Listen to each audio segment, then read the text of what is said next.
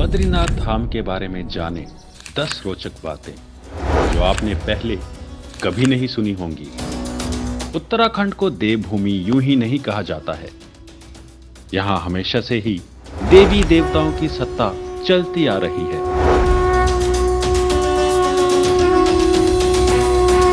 यहाँ स्थित चारों धामों की कई ऐसी रोचक बातें हैं जो आपको सोचने पर मजबूर कर देंगी। शंकराचार्य की प्रचार यात्रा के समय बौद्ध तिब्बत भागते हुए मूर्ति को अलकनंदा नदी में फेंक गए। तब शंकराचार्य ने अलकनंदा नदी से इस मूर्ति को पुनः बाहर निकालकर इसकी स्थापना की।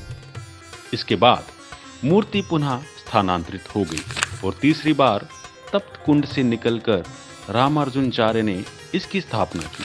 आपको जानकर हैरानी होगी कि बद्रीनाथ में जिस दिन कपाट खुलते हैं उस दिन रावल साड़ी पहनकर पार्वती का श्रृंगार करके ही गर्भगृह में प्रवेश करते हैं। इसके बाद पूजा अर्चना होती है और तभी कपाट खोले जाते हैं।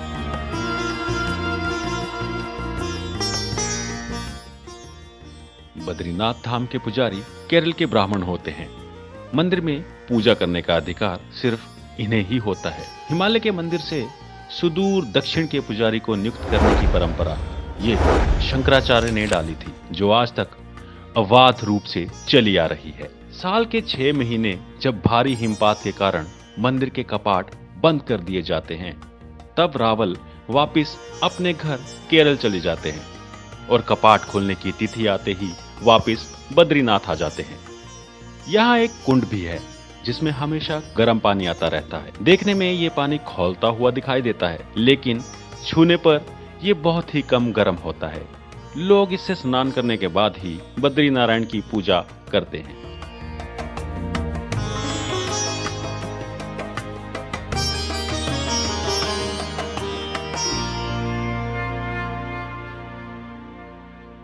बद्रीनाथ मंदिर का इतिहास।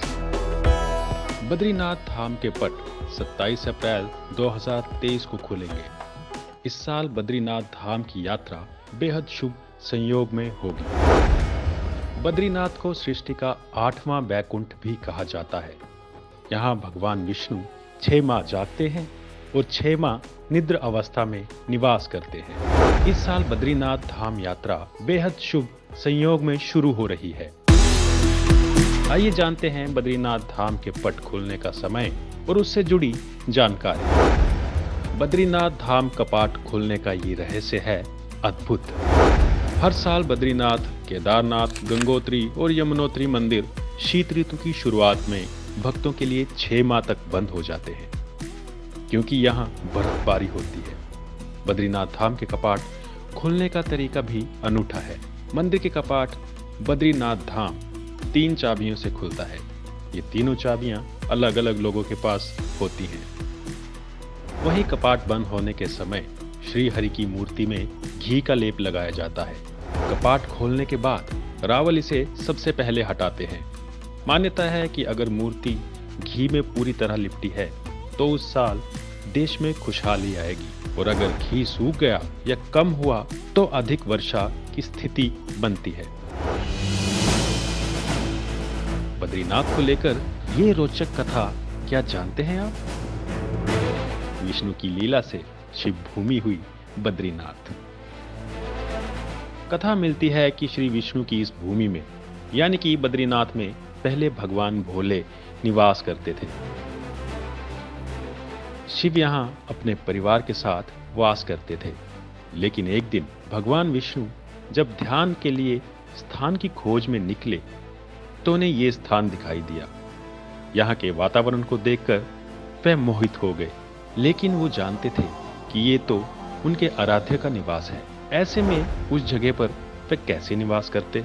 तभी प्रभु के मन में लीला का विचार आया और उन्होंने एक बालक का रूप लेकर जोर जोर से रोना शुरू कर दिया।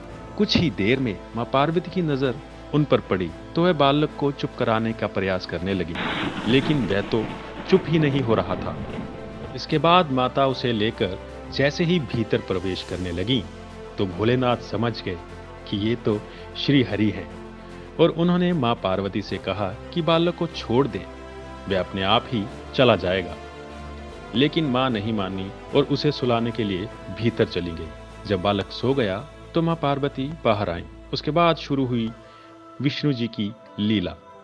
उन्होंने भीतर से दरवाजे को बंद कर लिया और जब भोलेनाथ लौटे तो भगवान विष्णु ने कहा कि ये स्थान मुझे बहुत पसंद आ गया है, अब आप यहां से केदारनाथ जाएं।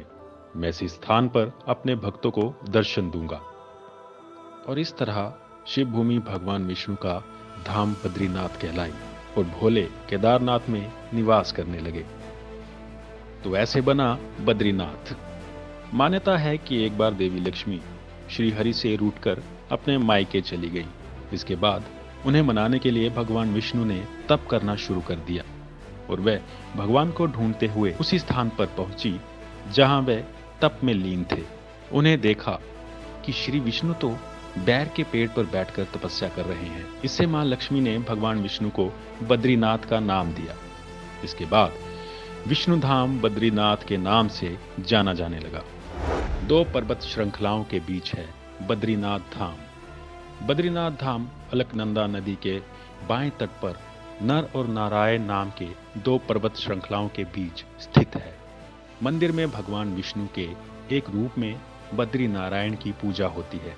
यहाँ स्थापित उनकी मूर्ति शालिग्राम से निर्मित है।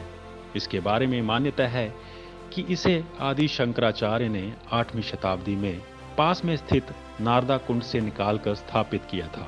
इस मूर्ति को श्री हरि की स्वतः प्रकट हुई 8 प्रतिमाओं में से एक माना गया है।